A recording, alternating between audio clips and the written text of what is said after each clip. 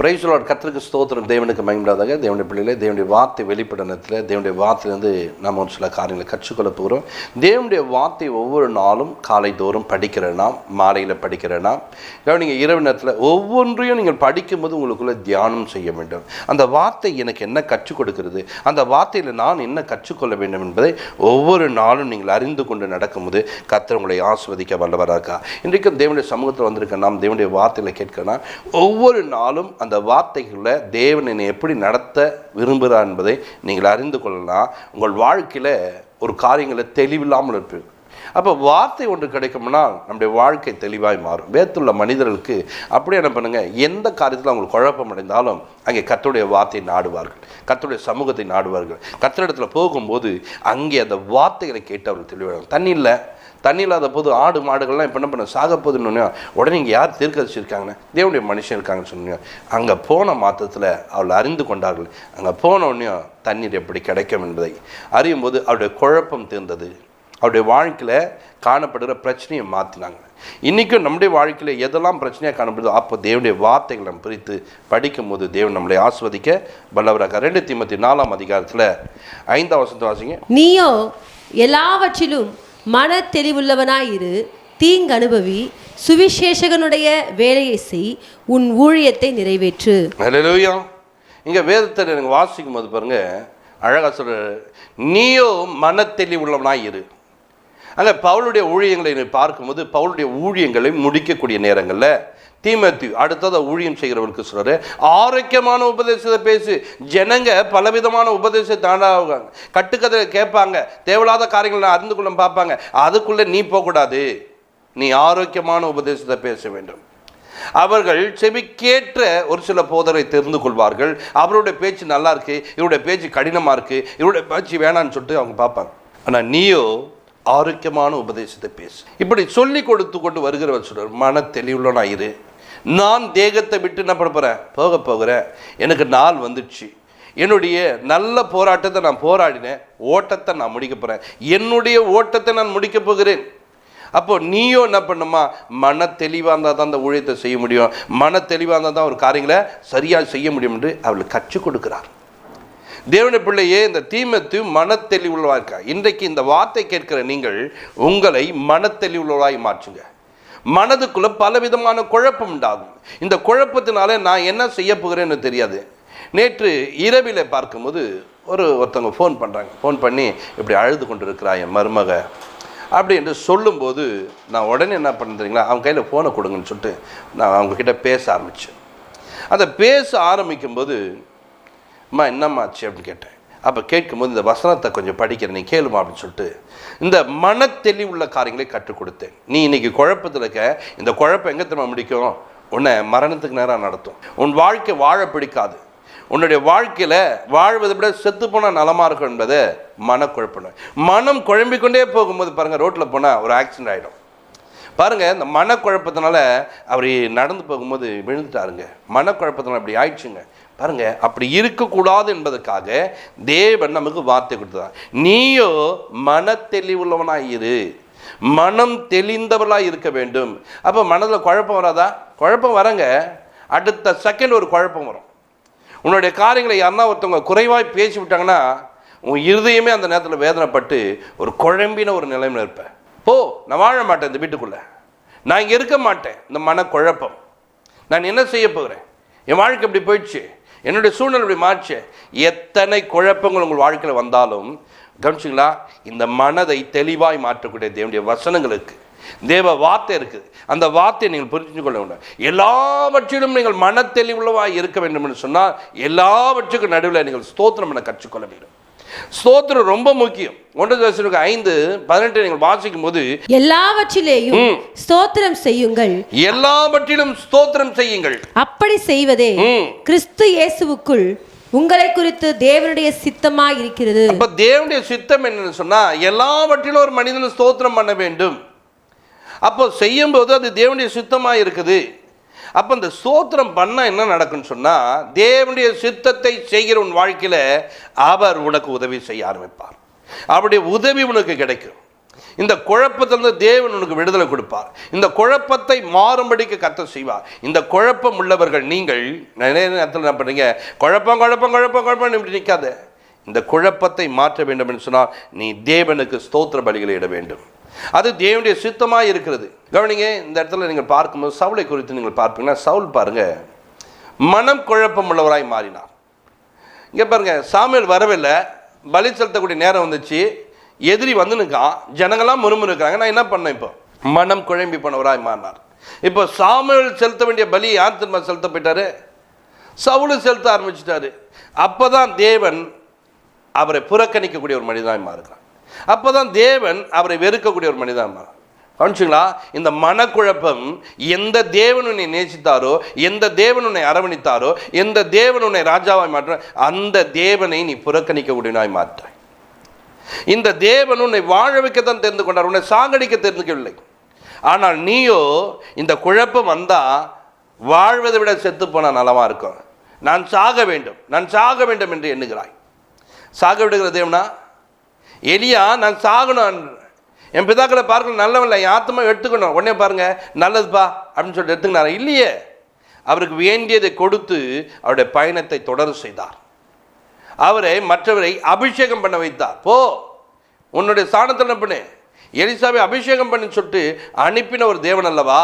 உன் குழப்பத்தில் அவர் உன்னை விடுவிடுவா, உன் குழப்பத்திலிருந்து உன்னை விடுதலை பண்ணுகிறவர். அப்போ நாம் என்ன பண்ண, எல்லாவற்றிலும் மன தெளிவுள்ளவராக இருக்கும். தாவீதை நீங்கள் பாருங்கள், இந்த பக்கம் இஸ்ரவேலர் ஒரு 3000 பேர் துரத்தி கொண்டாங்க, சவுலோடு கூட வந்தவர்கள்.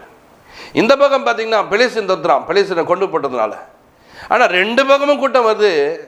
இவர் அந்த கொகைக்குள்ளே உட்காந்து சொல்கிறாரு, கர்த்தரை நான் காலத்தில் ஸ்தோத்தரிப்பேன், அவர் துதி எப்போதும் என் வாயில் இருக்கும். கவனிச்சிங்களா? ஸ்தோத்திரம் பண்ணாரா, துதிச்சாரா? மன தெளிவுள்ளவராக இருந்தார்.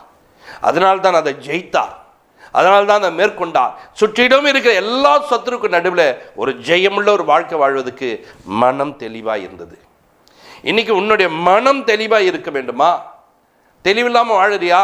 இந்த பிள்ளைய நினச்சி இப்படி குழம்புறாங்கன்றியா, இந்த பொண்ணை நினச்சி இப்படி குழம்புறேன்னு சொல்றியா? கவனிச்சுக்க, இந்த கணவனால் இப்படி இருக்குன்னு சொல்ல, எத்தனை குழப்பம் வந்தால் உனக்குனாங்க, உனக்கு ஒரு தேவன் இருக்கிறார். அவரை பார்த்து ஸ்தோத்திரம் பண்ணு, அவரை பார்த்து நன்றி சொல்லு. எல்லாவற்றிலும் ஸ்தோத்திரம் பண்ணுவது தகுதி என்று சொல்கிறார். நீ ஸ்தோத்திரம் பண்ண கற்றுக்கொள். இன்னைக்கு ஸ்தோத்திரம் பண்ணதை விட்டுட்டியே, ஸ்தோத்திரம் பண்ணி விடுவதை விட்டுட்டியே. நீ ஸ்தோத்திரம் பண்ணு. பிரச்சனைக்கு நடுவில் ஸ்தோத்திரம் பண்ணு. பிரச்சனை பெருசாக பார்த்து நிற்காத, பிரச்சனை பெருசாக என்னாத, பிரச்சனையை தீர்க்கக்கூடிய தேவன் ஒருத்தர் இருக்கிறார். கவனிங்க, யோபுடைய வாழ்க்கையில் ஒரு பெரிய பிரச்சனை வந்து, அந்த பிரச்சனைக்கு நடுவில் யோபு பாருங்க ஒரு பெரிய குழப்பம் உள்ளவராக இருக்கலாம். கவனிங்க, ஆடு மாடெல்லாம் செத்து போச்சு, மிருகஜீவன் எல்லாம் போயிடுச்சுங்க அவர் விட்டு. இந்த குழப்பத்தில் அவர் என்ன பண்ணியிருக்கலாம் தெரியுமா? அவர் அங்கே குழம்பி போய் தேவனை தூசித்திருக்கலாம். அவருடைய மனைவி சொல்கிறாங்க, தேவனை தூசிச்சு ஜீவனை விட்டு வேண்டிய தன்னுன்றாங்க. அப்போ மனைவி எப்படி மாறினாங்க? குழம்பிட்டாங்க. ஒரு நாள் அந்த வீட்டுக்குள்ளே தேவன் வாசம் பண்ணுறார். அந்த வீட்டுக்குள்ளே, யோபுடைய வீட்டுக்குள்ளே தேவனுடைய ரகசியம் இருந்ததாம். அவருடைய 10 பிள்ளைகள் வெளியில் போகும்போது சொல்கிறாரு, என் பிள்ளைகள் ஒரு வேளை பரிசுத்தம் கெட்டிருப்பாருன்னு சொல்லிட்டு பரிசுத்தம் பண்ணுவதற்கு போகிறார். ஏன்னா வீட்டுக்குள்ளே ரொம்ப பரிசுத்தமாக இருக்கும், எங்கள் வீட்டுக்குள்ளே தேவன் இருக்கிறார். அப்போ அவங்க வீட்டில் தேவன் இருக்கிறார்னா அவங்க மனைவி எவ்வளோ பரிசுத்தவாட்டியாக இருந்திருப்பாங்க. அப்படியாப்பட்ட பரிசுத்தவாட்டி சொல்கிறாங்க, தேவனை தூசி ஜீவனை விட்டு குழம்பிட்டாங்க. ஆனால் யோபு குழம்பவில்லை. குடும்பத்தை நடத்துகிற தலைவனே, குடும்பத்தை நடத்துகிற தலைவியே, இப்போ என் கணவன் இல்லை, நான் தாங்க நடத்துகிறேன், நீ குழம்பாத, நீ குழம்புனா குடும்பமே போச்சு. கணவனாக இருக்கிற சகோதரனே, நீ குழம்புன்னா உன் குடும்பத்தை நடத்த முடியாது. உன் குடும்பத்தை நிர்கதியாக விட்டு போன நிறைய பேர் எனக்கு தெரியும்.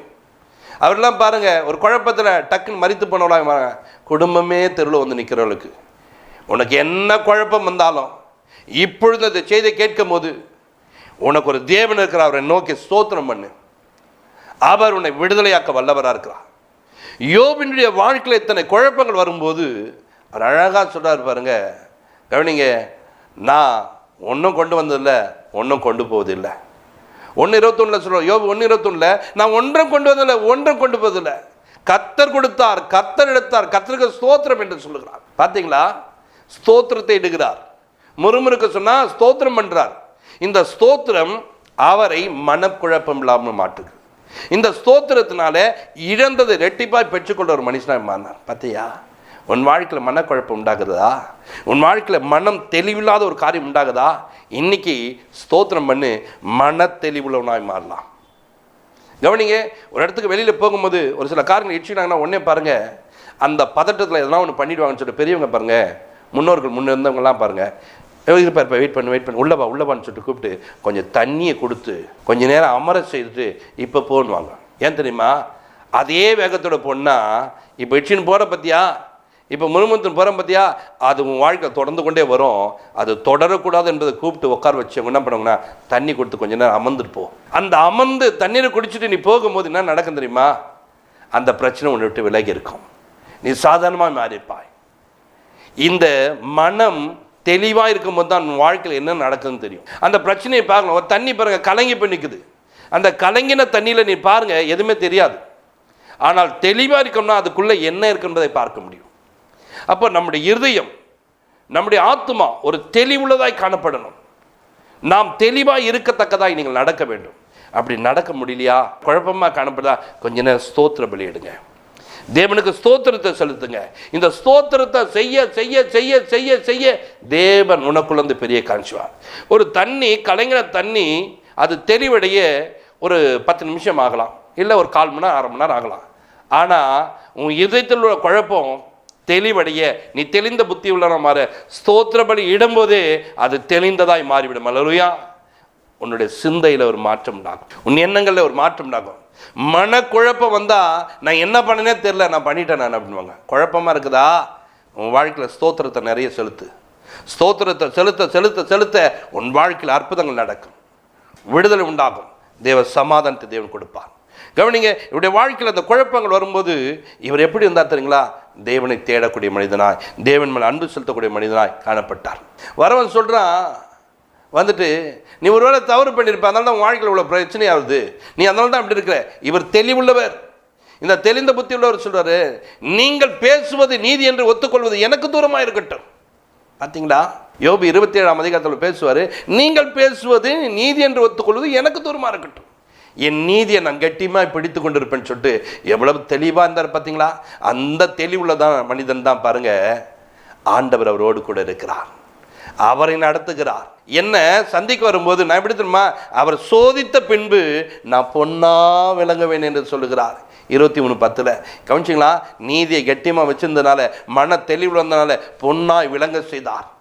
தேவனுக்கு முன்பாக சாட்சியாக வாழ்ந்திருக்கிறார். இன்றைக்கு நீ நீதி உள்ளவனாக இருக்க வேண்டும், இன்றைக்கு நீ நீதியாக நடக்க வேண்டும். இந்த நீதி தான் தேவன் உன்னை வழிநடத்தக்கூடியவர். தாவீது என்ற ஒரு மனிதன் இருக்கிறார். அந்த தாவீது மன தெளிவுள்ளவர். அவருடைய மகன் ராஜ்யத்தை பிடிக்கினான், ராஜ்யம் இல்லாமல் நடந்து போகிறான், சீமை பார்க்குறான், அவனை தூஷிக்கிறான், மன்னவாதி தூத்துறான்.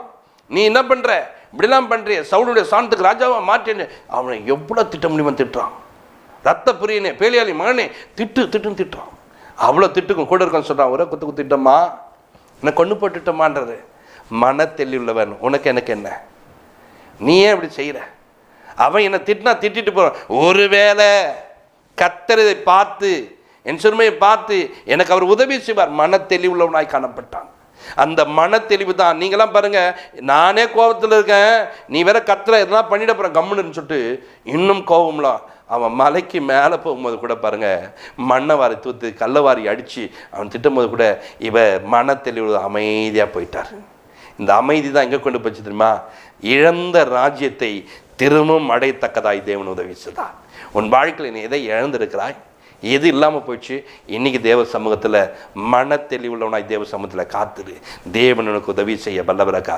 உன் தேவைகளை சந்திக்கிற தேவன் உன்னோடு கூட இருக்கா. அவர் உனக்கு உதவி செய்ய ஜெபம் பண்ணும். பரலோக பிதாவே, மனம் தெளிவில்லாமல் ஊழியம் செய்கிற பிள்ளைகள் ஆண்டவரே, என் சபையில் உள்ள மக்கள்லாம் என்னை ரொம்ப வேதனைப்படுத்துகிறாங்க, என்னை கலங்க பண்ணிட்டாங்கன்னு சொல்லிட்டு யாரெல்லாம் புலம்பிக் கொண்டிருக்காங்களோ, அவருடைய மனம் தெளிவடையும்படிக்கு தேவ சமூகத்தில் ஸ்தோத்திர பலியிட, தேவனை துதிக்க, தேவனை மயம்படுத்த ஒரு கிருபை தாரும் ஆண்டவரே.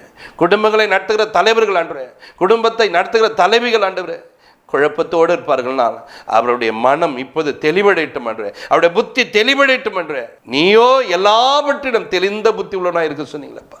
அந்த தெளிந்த புத்தி உள்ளவனாக இருக்க அப்பா ஒவ்வொருவரையும் நடத்துங்கப்பா. இவருடைய குடும்பங்களில் ஸ்தோத்திரங்கள் உண்டாகட்டும் என்ற, துதிப்பாடல் உண்டாகட்டும் என்ற, தேவனை மயம்படுத்த ஜனமாய் மாறட்டும்.